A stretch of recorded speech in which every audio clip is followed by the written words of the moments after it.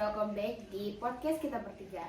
Nah, kali ini kita akan bahas bagaimana berbagai negara mengatur vintage dari Inggris sampai Brazil. Oke, setiap negara itu tentu punya cara yang berbeda-beda tergantung prioritas mereka. Apakah itu inovasi, keamanan, atau perlindungan terhadap konsumen.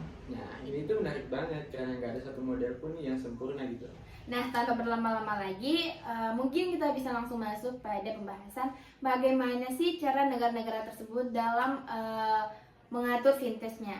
Nah, karena saya yakin teman-teman di rumah juga pasti sudah sangat penasaran nih seperti apa cara yang mereka lakukan. Karena di sini juga saya sudah sangat penasaran. Nah, jadi di sini akan ada Kakak Aksen yang akan menjelaskan kepada kita seperti apa cara yang mereka pakai untuk mengatur vintage tersebut. Silakan Kak. Oke, mungkin kita mulai dari negara yang ibu kotanya itu disebut sebagai pusat vintage global, yaitu Inggris. Oh iya.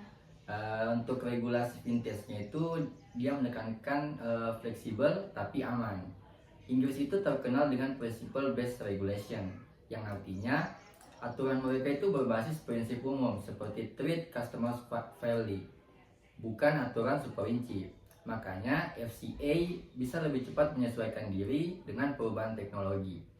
Kalau teman-teman bisa lihat, sandbox mereka itu sukses banget. Seperti yang saya sebutkan di awal, London bahkan disebut pusat vintage global karena pendekatan yang terbuka tapi tetap menjaga keamanan. Oke, sekarang kita bergeser ke negara yang bisa dibilang sangat berpengaruh untuk dunia, yaitu Amerika. Untuk regulasi vintage di Amerika itu dijalankan dengan super ketat dan sangat kuat. Di sana itu banyak banget lembaga pengawas, misalnya seperti SEC, Federal Reserve, OCC, dan SFPB. Dan masing-masing itu punya aturan sendiri. Startup vintage di sana harus mengurus lisensi di berbagai negara bagian. Tapi sisi positifnya itu perlindungan konsumen dan hukum di sana itu sangat kuat. Sekarang kita bergeser ke dalam konteks yang lebih luas, yaitu Uni Eropa dan Asia. Untuk Uni Eropa itu punya Payment Service Directive 2 alias PS2D, yang dimana jadi dasar open banking. Mereka juga bikin MICA untuk mengatur crypto assets biar transparan dan juga aman. Sementara kita bergeser ke negara Asia yang bisa dibilang vintage-nya itu maju banget, yaitu Singapura. Di Singapura itu pakai pendekatan test dan learn di bawah Monetary Authority of Singapore atau yang biasa kita kenal bisa disingkat MAS. Negara ini bahkan punya vintage festival terbesar di dunia. Oke, sekarang kita bergeser ke Tiongkok dan juga Kenya. Tiongkok itu dulu longgar banget sampai muncul resiko yang tinggi, kayak kolapsnya platform pinjaman online. Sekarang mereka itu lebih ketat dan bahkan bikin mata uang digital nasional, misalnya seperti ACNY. Sementara Kenya menerapkan pendekatan test dan learn lewat M-Pesa yang bikin inklusi keuangan naik drastis. Nah, Brazil juga nggak kalah keren nih. Mereka itu punya sistem pembayaran digital nasional atau PX yang bikin transaksi jadi lebih cepat dan mudah. Wah, cukup panjang juga ya pembahasan terkait bagaimana cara diterapkan oleh berbagai negara dalam meregulasi vintage-nya. Nah, dari pembahasan kakak-kakak tadi, saya itu sempat notice dengan negara yang memiliki festival vintage terbesar dunia. Kalau tidak salah, nama negaranya tadi itu Singapura. iya, benar sekali, Singapura. Nah, kira-kira nih, kalau kalian jadi regulatornya, kira-kira kalian lebih pilih yang fleksibel seperti Inggris atau yang ketat seperti Amerika? Oke, kalau untuk saya sendiri kayaknya saya lebih pilih Inggris. Untuk alasannya?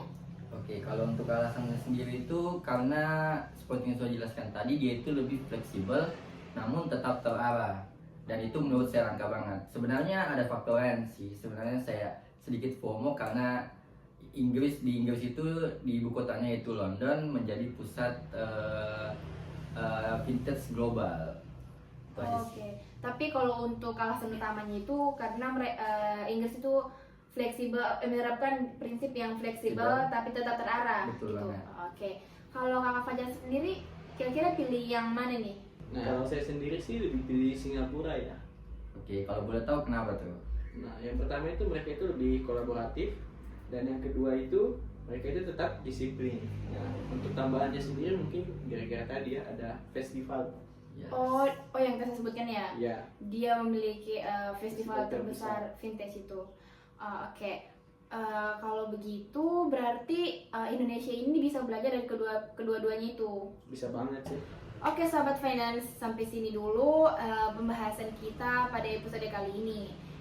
Namun intinya itu nggak ada model regulasi yang sempurna. Betul banget. Tapi satu hal yang pasti, regulasi itu harus tetap adaptif dan juga pro inovasi. Inovasi. Nah, di episode terakhir nanti kita itu akan bahas tentang gimana sih regulator menjaga keseimbangan antara inovasi dan stabilitas. Jadi stay tune. Wah, kayaknya Oke, seru guys. banget ya. Iya, saya juga pasti sudah menebak nih. Pas teman-teman di rumah makin penasaran lagi seperti apa regulator menjaga keseimbangan antara inovasi dan stabilitas. Jadi jangan kemana-mana ya, tetap di podcast kami bertiga. See you.